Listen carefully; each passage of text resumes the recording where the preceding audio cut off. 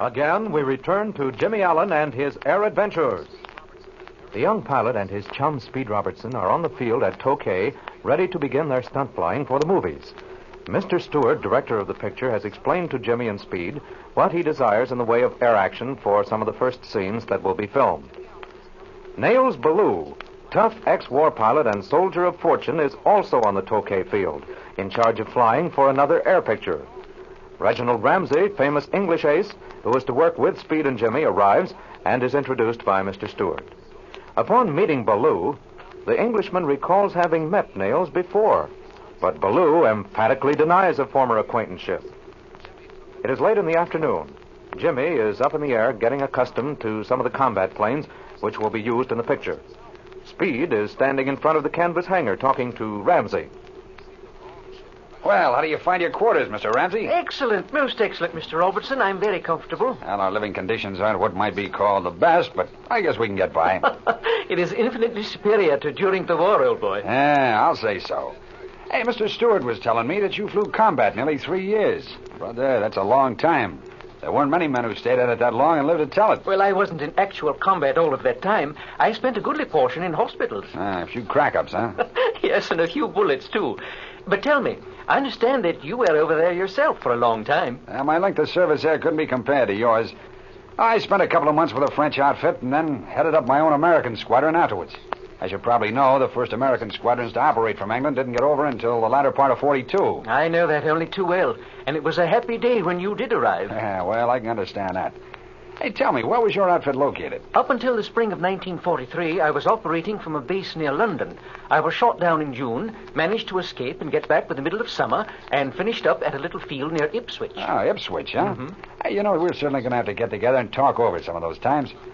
Outside of the time I was with the French, I did most of my flying out of a little town near Stone.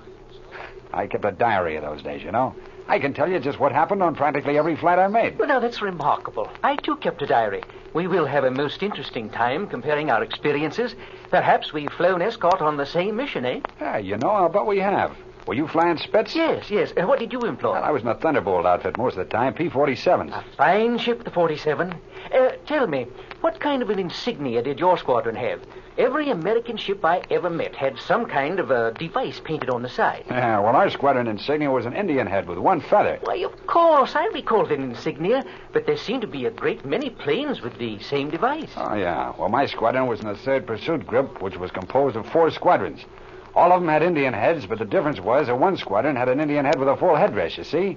The other 3 had Indian heads with 1, 2, and 3 feathers, respectively. Now that you mention it, I remember there was a difference. Now, we'll have plenty of time to go over those days. Of course. I'll tell you what, we'll get our diaries and see if we can find out whether we actually flew together or not.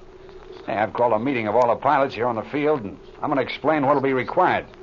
I see some of the men coming out from the quarters now. I guess we'll have to get a gun or something and shoot young Jimmy Allen down. Looks like the only way I'm going to be able to make him land. We were all that way when we were younger. I never could get enough of it either. Yeah, that was the way with me, too. I've been watching young Allen jockey that Lightning. He certainly handled it most excellently. Has he had much time on it? No. In fact, he's got very few hours on it. Remarkable, most remarkable. He handles the ship like a veteran. Well, here he comes now, diving at us. That young scamp, I told him to watch himself on that low-flying stuff. You know, these planes we have all seen combat. I don't trust them too well. Have those ships been rebuilt since the war? Well, they have, but only partially. We got to watch them pretty closely. Well, here comes Jimmy. I guess he's finally decided to come in and land. He's a jolly stiff pilot. His wheels are going to touch at exactly the right spot. You know, Jimmy sure picks it up fast. I don't think I ever knew a young pilot that learned different type ships any quicker. There, his wheels are on the ground. Perfect landing. Well, here come the rest of the boys. Have you met everyone by this time? Oh, yes, I had that pleasure at noon. Now, say, by the way, we're all just a bunch of pilots here. We're not going to stand on any formality. Your first name's Reginald, isn't it? Precisely. Okay, you call me Speed, and I'll call you Reggie. Excellent, Speed. I shall feel as though I were back with my old squadron again. Now, there comes Jimmy now. Hey, Jim, you young rascal, come on over here. We're going to have that pilots' meeting. Okay, Speed. Wait till I cut the engine.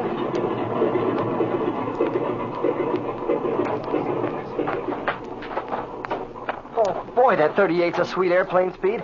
Oh, you were sure lucky to fly one of those during the war. I wish I'd had the chance. Yeah, maybe you're lucky you didn't, Jim. You might have met one of those Garing yellow noses, and then there'd have been a gold star hanging in your window at home. Yeah, I guess about that. Well, here are the rest of the boys. Hello there, fellas. Howdy, Speed. Will you gather around here a second? Okay. Now, we're finally all together here at the field. Are you all comfortable? You bet. Okay, is there anything anyone needs? No, not a thing. All right. Now, this group here, the pilots selected to do the heavy flying in this picture. In some of the scenes, other pilots will be needed, but they've been arranged for. They'll come up from Los Angeles as the occasion requires. Now, in the first place, I want to warn you about these ships you'll fly. They're all combat, and in my opinion, they'll not stand much rough usage. Stunt flying at low altitudes is, therefore, prohibited, except when absolutely necessary in the filming of the picture. Another thing, no man will leave the ground at any time without a parachute. And let me tell you now, no pilot will ever be criticized for bailing out if something goes wrong. And we'll all be here together for several weeks. My desire is we should get along like one great big family. Are there any questions? Yeah, when do we start work? Well, if weather conditions are right, some shots will be taken tomorrow. As you probably know, the ideal time to do the actual filming is when there are large, billowy clouds to work against as a background. Under such conditions, the planes stand out clearly against the white of the clouds. So we have to be prepared to do a lot of work on the days when such a condition exists. See, look. Look over there to the west. A formation of planes. One looks like a Focke-Wulf 190. Yeah, that other one's a Mustang. Boy, look at them come. Why, they're diving down at us. Yeah, that must be Ballou and his pilots. That must be Niels in the lead, then. In one of those MEs. The formation is breaking up. Yeah, I guess they're getting ready to land. Hey, look out. Oh, I see. Yeah, that crazy idiot. He's going to hit us. Hit the deck.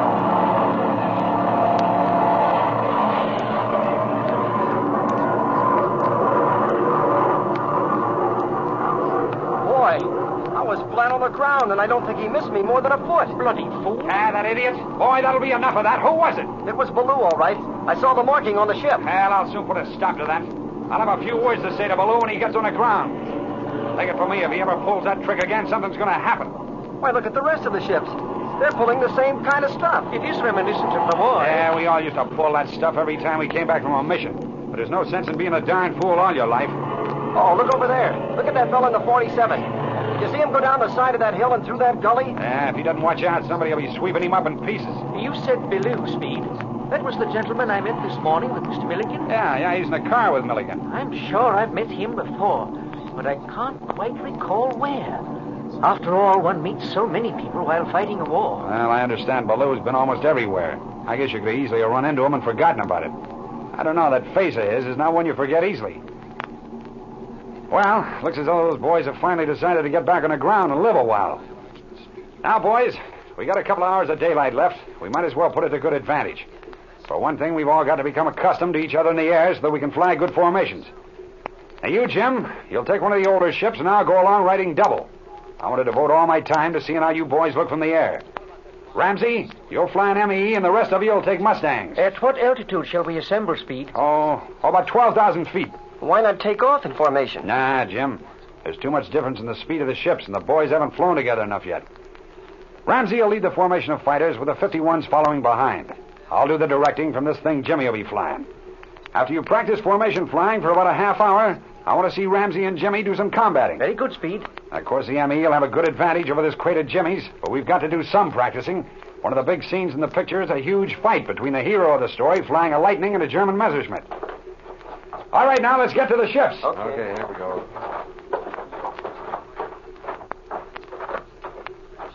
Well, here we are, Speed. You all set? Just a second, Jim. I buckle this harness on. You better start the engine. Okay, Speed. I'll climb in her now. There we are. Oh, hey there, Mike. Are the chocks in? Right. Okay, now. Switch on. Clear left. Clear left.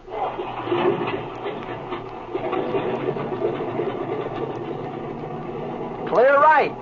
Clear right.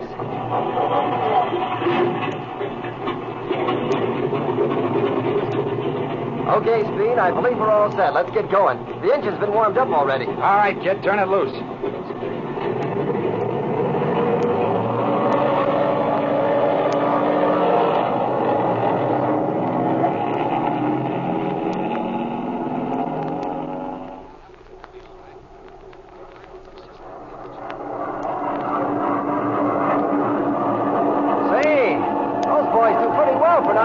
flown together before. Yeah, it's a nice formation they're flying. That fellow Ramsey seems to be an awfully good flight leader. Well, I guess he's had plenty of experience. I'm going to signal them to break up now, and then you and Ramsey can do some combating. Well, they got it all right. See? They're breaking up. Hey, Ramsey's winging over this way. Well, dive away from him, Jim, and let's see how good he is. Right. Well, he's on our tail, Jim. Now's the time to pull something. Hey, great Scott! The fabric's ripping off that right wing. Now watch it, Jim. Don't let it get a spin.